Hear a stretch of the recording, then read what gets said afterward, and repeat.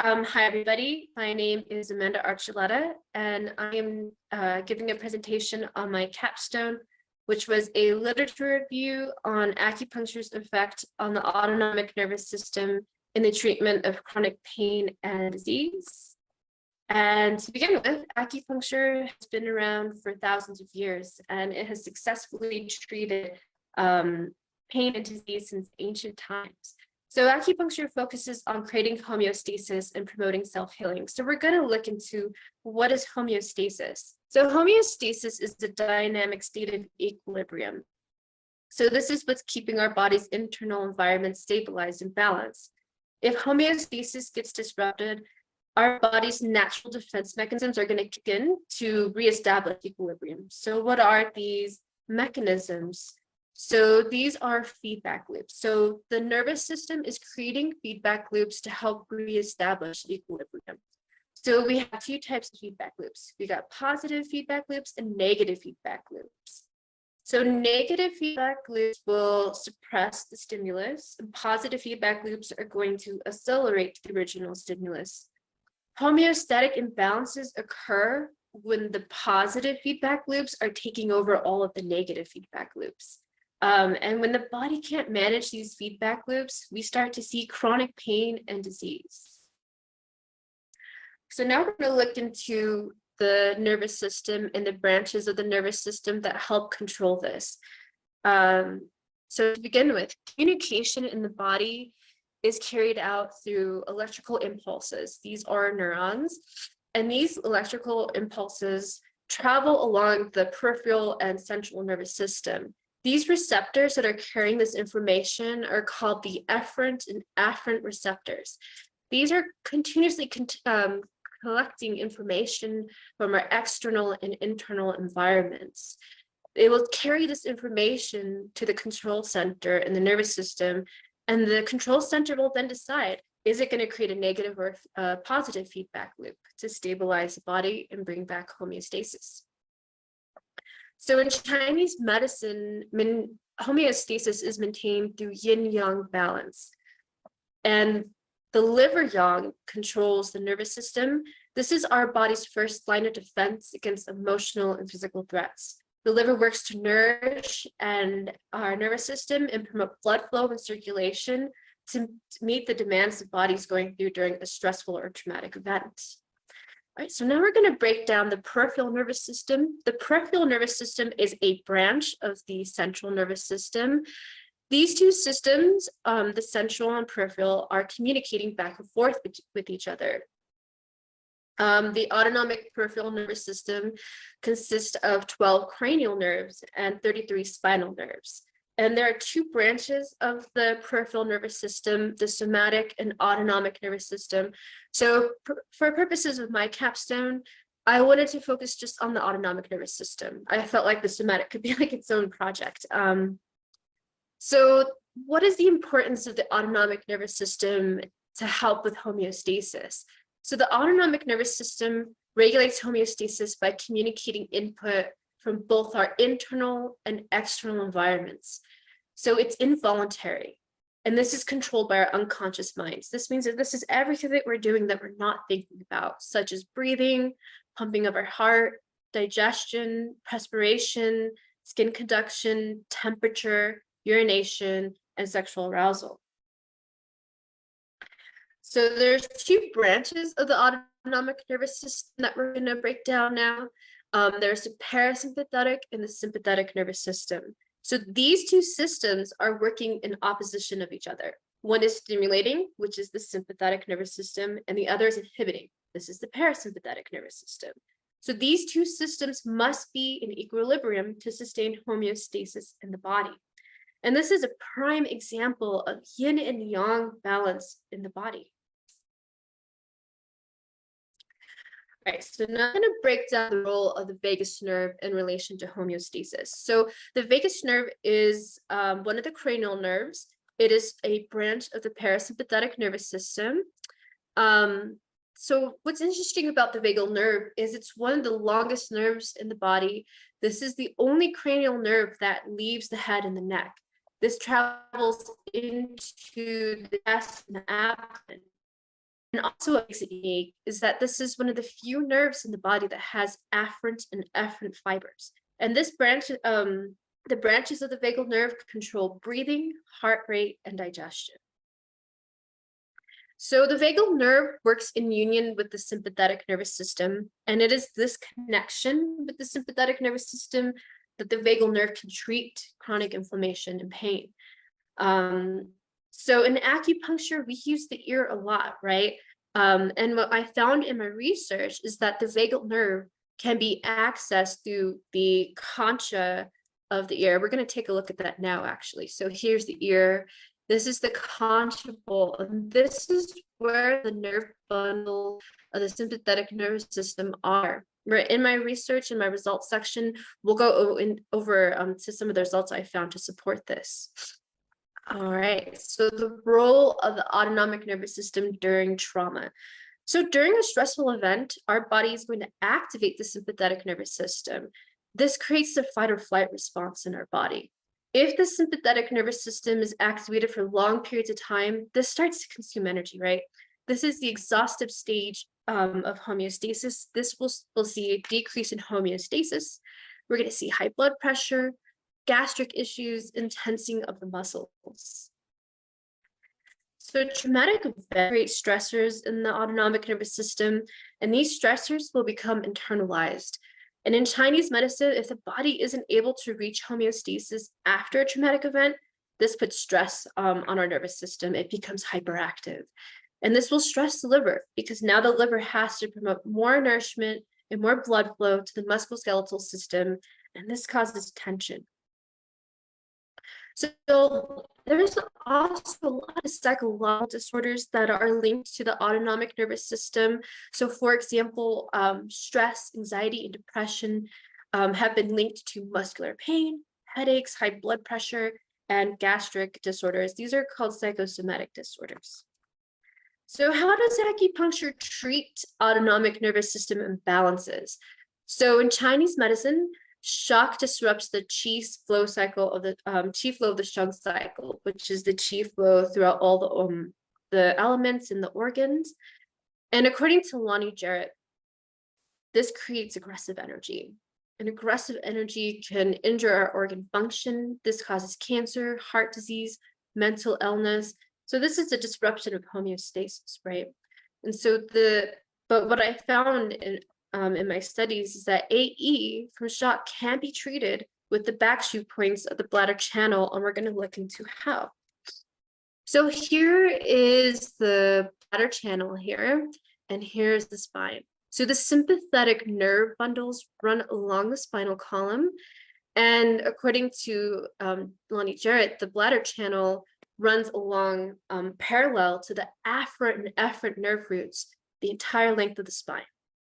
So each organ is related to, each internal organ has a back shoe point, and the back shoe points are 1.5 soon from the spinal column.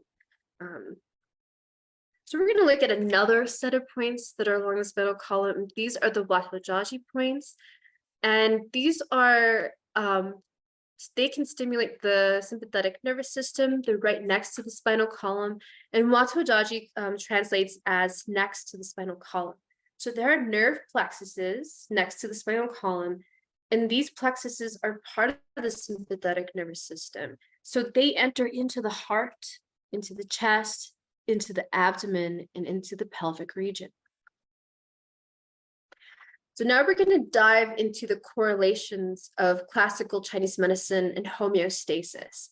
So in the Yellow Emperor's Classics of Internal Medicine, acupuncture can treat a variety of diseases and ailments by restoring yin and yang balance.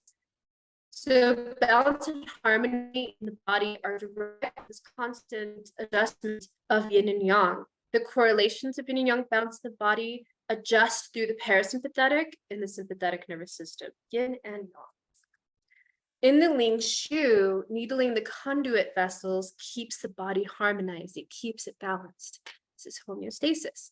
Acupuncture maintains homeostasis through the autonomic nervous system. So in the Wang Dei Neijing, followers of yin-yang doctrine could distinguish functions of the body through yin and yang distinctions. So the sympathetic nervous system and parasympathetic nervous system are functioning opposite of each other, and they mirror each other in the sense of yang, which is active, this is the sympathetic, and yin, which is passive, and this is the parasympathetic, yin and yang. In the Ling Shu, the conduit vessels can be compared to the autonomic nervous system. So Wang Di states that the conduit vessels enable one to determine death and survival. So this statement right away to me felt like this is our body's fight or flight response. This helps us cope with the 100 diseases, and it balances depletion and repletion. There has also been lots of research on how acupuncture points are superficial to major nerve bundles, and we're going to take a look into this. So I'm going to use the large intestine channel conduit vessel to demonstrate the modern explanations of acupuncture points along the peripheral nerve endings in comparison to the conduit vessels in the Ling Shu. So the conduit vessel of the large intestine channel starts at the fingertip, extends into the two bones here where Hegu is located. This is large intestine 4. We use this point to treat headaches, to treat sinus problems, right? A lot of problems in the head. This branch continues along up the arm, all the way up into the nasal passageway at large intestine 20. In my research, I found that type 2 afferent nerves from large intestine 4 extend all the way into the mouth, cheeks, and nasal passageways. Another example of correlations to the autonomic nervous system are the bladder points along the spinal column. So in the Ling Shu, it states that the big transport openings are located along the shuttle bones here, along the masseter process of the vertebrae. So we're going to look first at the lung transport opening point, which is at T3. And this here is next to bladder 13, and this is the lung Shu point. And then the next major opening is T5 transport opening, which is the heart, which is bladder 15, T5, and heart. So the sympathetic nerve bundles are located along the spinal column. And these spinal nerves have branches that extend into the skin, in the thorax, and the abdominal areas. And these branches correspond to organs that are in the same spinal segment. So I want to take a look at this. I'm going to use the example of the heart, because the autonomic nervous system controls blood pressure and heart rate. So in the Ling Shu, the heart has the major transport opening at the 5th vertebrae.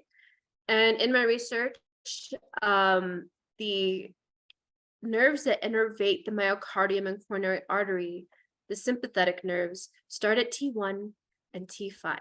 So the heart's rhythm and blood pressure are controlled by the sympathetic and parasympathetic nerves. So one nerve is going to speed up the heart rate and the other is going to slow it down. All right, so now we're going to get into the results, into the research that supports all that I'm saying about how acupuncture affects the autonomic nervous system. So I'm going to go through my methods first. So what I did is I did a review of articles on PubMed, and I searched, this review include peer-reviewed scholarly articles published within the last 40 years. So a lot of my matches were full text, and some of them were summaries that state how acupuncture affects the autonomic nervous system. So in my first mesh term search, I did autonomic nervous system, acupuncture, acupuncture therapy, inflammation, and pain. I found 816 articles. Of the 816 articles, 14 were used. In the second mesh search, autonomic nervous system was searched, acupuncture, acupuncture therapy, and just inflammation. And I found 49 results and found 11 more articles that were usable. And then my third mesh search was psychosomatic, acupuncture, acupuncture therapy, and I found 8 articles, 3 were used. So excluded from my results. So as you saw in the first section, the first search, I had 816 results. So a lot of these results were just about the autonomic nervous system, or there was another means of activating the autonomic nervous system that was not related to acupuncture. So I discarded those. And then articles only on cholinergic factors were excluded because I felt like this alone could be its own research project. And then studies on children and pregnant women were excluded. So out of the 31 studies, there were 3 duplicates. I also discarded these. There were 28 total articles were used in the results section. So we're going to review these. All right. So the first set of tables that we're going to review are the tables that focused on acupuncture's effect on the autonomic nervous system. The rest of the tables break down the functions of the autonomic nervous system. So we'll get into like pain, cardiac, respiratory, and the vagal nerve. Okay. So the first 2 articles that I found were systemic reviews. The first one was a review over the past 20 years on the effects of acupuncture on the autonomic nervous system to treat a variety of conditions. So this supported that it treated pain, insomnia, gastric disorders, heart disease, and pulmonary conditions. And the second article by Kavasi and Ross was a great review on research supporting acupuncture's effect on the autonomic nervous system to treat pain and inflammation. And the third was a review of 202 studies. So they used heart rate variability to distinguish if the autonomic nervous system was activated. And we'll see in a lot of these studies that they use heart rate variability or examinations of heart to measure if the autonomic nervous system is involved. And in the clinical animal studies showed that stomach 36, PC6, gallbladder 20, and large intestine 4 were most effective in regulating the autonomic nervous system. The first study, this one was really fun. This one effectively, I felt, showed how acupuncture treats the autonomic nervous system. They use PET and MRI scans of the brain. And with the use of acupuncture during these scans, they found that it increased parasympathetic and decreased sympathetic nervous system activity.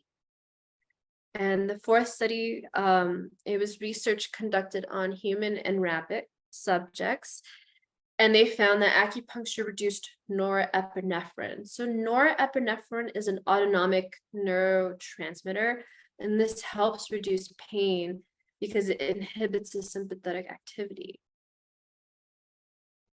Okay, so we're going to dive into the research studies for the vagal nerve. So the first study I found was support into how auricular acupuncture can stimulate the concha of the ear, which helps stimulate the vagal nerve. So they found in Kavasi and Ross that the concha of the ear is where the vagal nerve can be stimulated, and this produces a broad sympathetic effect and regulates the vagal nerve. And this was supported by mice receiving ear acupuncture with electrical acupuncture to the efferent vagus nerve pathways. And what they found is it decreased swelling and inflammation in these mice. The second study was a review, and they found that auricular acupuncture stimulated the afferent pathways of the auricular branch of the vagus nerve. They also found that auricular acupuncture could decrease heart rate by improving respiratory sinus arrhythmias. So respiratory sinus arrhythmia is the comparison of breath and heart rate. And then in the final study that they reviewed, demonstrated on 20 hypertensive rabbits that Irjian and Shenman auricular points were used to decrease blood pressure and heart rate.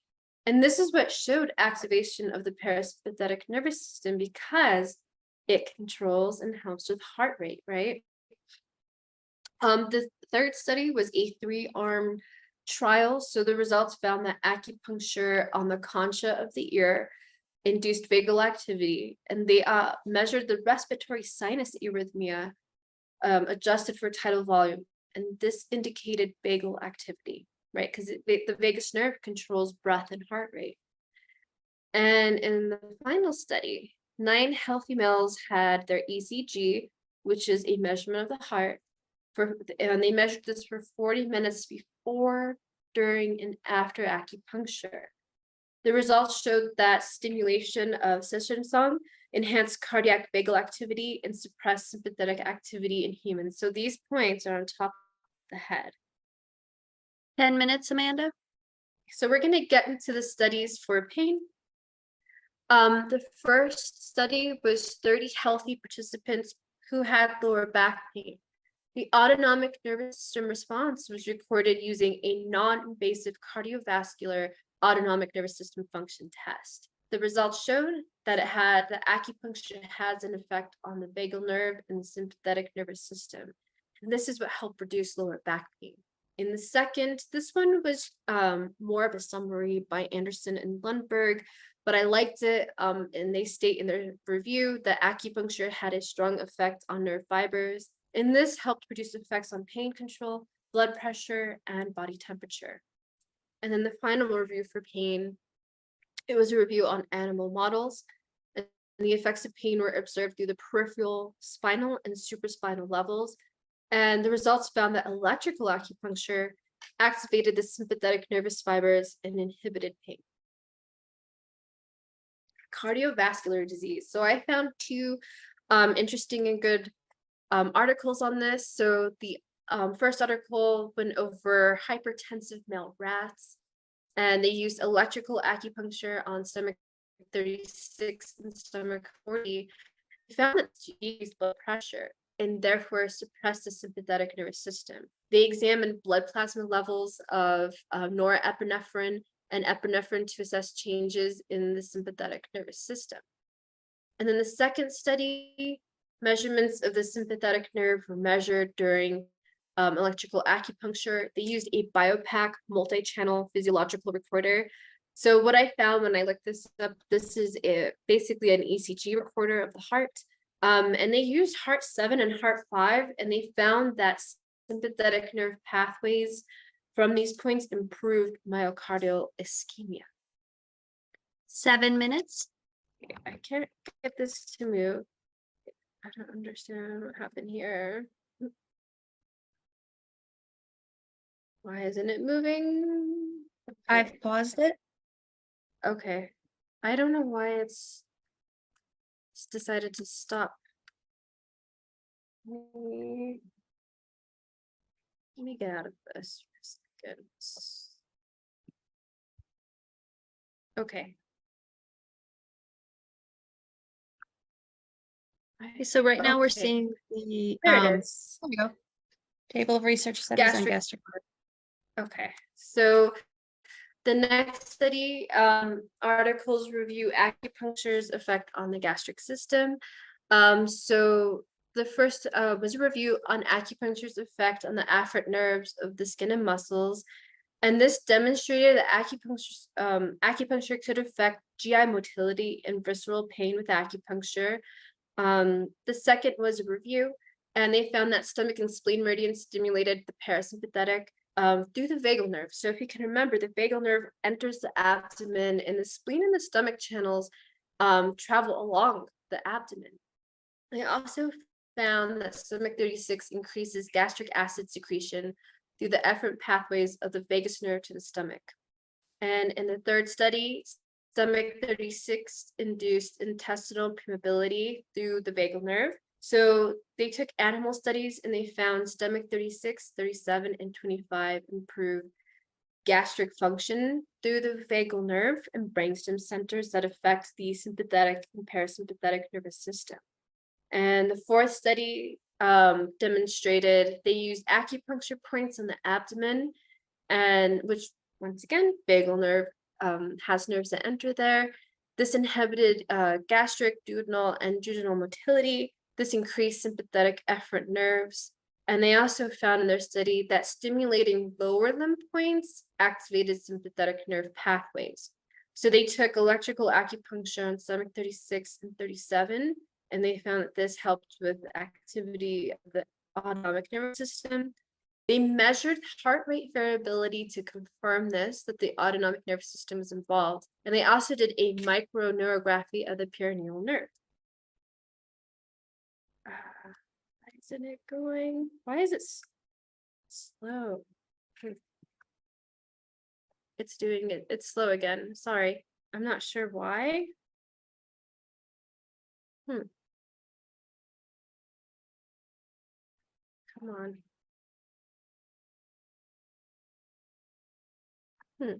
Are you guys seeing anything different? For some reason, my computer's still up. Hello?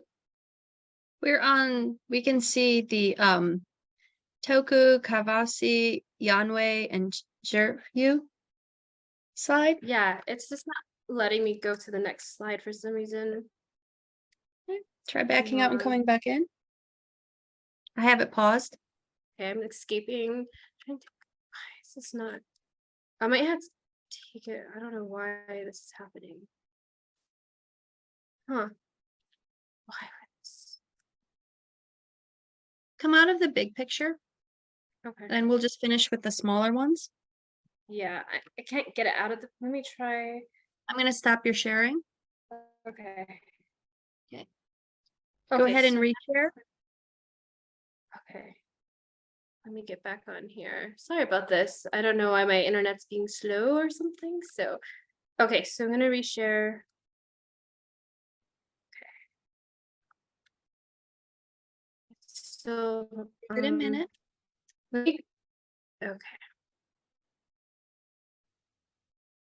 try it now. That's not. I'm gonna have to get out of Hold this and see. It won't let me escape out of this. There we go. Now I can escape out of it. Okay. I'm sorry about that. We can reshare. Do you guys see my screen? Let's just go from here. Usually if we keep it smaller, it'll be better. We can do Okay. it for this. Okay. Sorry about that. So the next slide, so they used animal studies to demonstrate how auricular points, stomach and small intestine, and stomach 36 increased GI motility through the vagal nerve.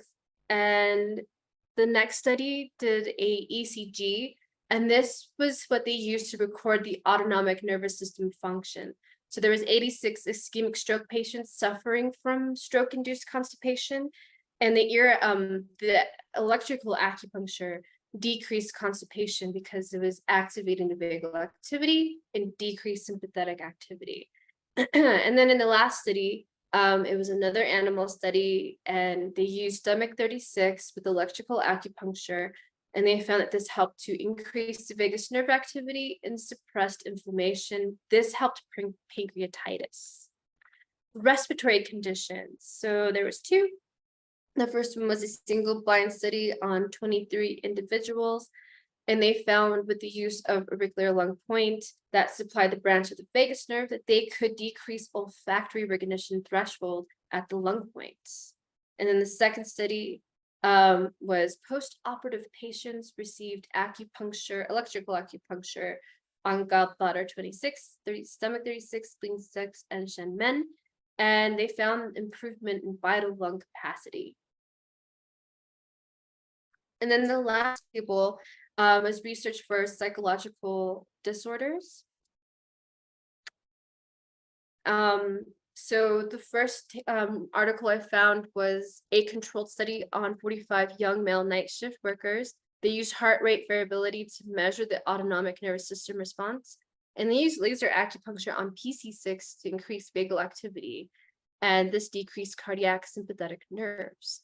The next was a review, and Chen Allen, what he did was a percentile on electrical acupuncture, and they found patients with mental disorders had 78.8% of patients with mental disorders had positive effects with electrical acupuncture. And then for psychosomatic disorders, which are physical disorders and from stress, 77.1% of patients had positive effects with electrical acupuncture. The third one is 15 patients were treated for cultural related anger syndrome. So this syndrome creates stuffiness in the chest, stuffiness in the throat, and emotional distress. And the results showed that acupuncture had a positive effect on psychosomatic disorders because it reduced stress in the body. And then the last one, patients received acupuncture for 72 hours. the autonomic nervous system function was recorded by the heart rate variability. Depression was assessed through the Beck's depression inventory scores. And they found that with just pressed needles alone, altered vagal function and improved blood pressure and depression. I have some myself today. 3 minutes. So discussion. So the purpose of this study was to examine acupuncture's effect on the autonomic nervous system. There was ample research to support this. What I'm hoping for this research is that other medical professionals can further understand acupuncture's ability to help patients, and we can avoid medication and surgery if we can, because these have side effects and they're also becoming extremely costly. Limitations. So I felt like there could be more controlled studies on how acupuncture affects the autonomic nervous system. And I think it'd be really great to have more studies to show this on the back few points. And in conclusion, in this modern world, we are constantly overstimulated with stressful events and environments. And there's been an increase in nervous system tension. And I liked what Dr. Hammer said in his book, and he states that since the Industrial Revolution in World War I, we've had this increase of violently paced mass labor. People are more isolated and disconnected. And what this is doing is creating nervous system tension. There is this constant demand and stimulation that we are experiencing. And this is creating tension and disrupting our body's natural ways to balance itself. So we're in this constant state of fight or flight, right? Our patients are coming in, we're in this vicious cycle, right? Tension, pain, and depletion. They're in pain and they're tired and they're stressed, right? So acupuncture has been shown to help the nervous system balance itself. And I believe with further research and examination, acupuncture and Chinese medicine can help bring stability and balance to our nervous systems. And this in turn can help us handle the pressures of the modern industrialized world. So that concludes my presentation. Let's see, how many more minutes do I have? I might have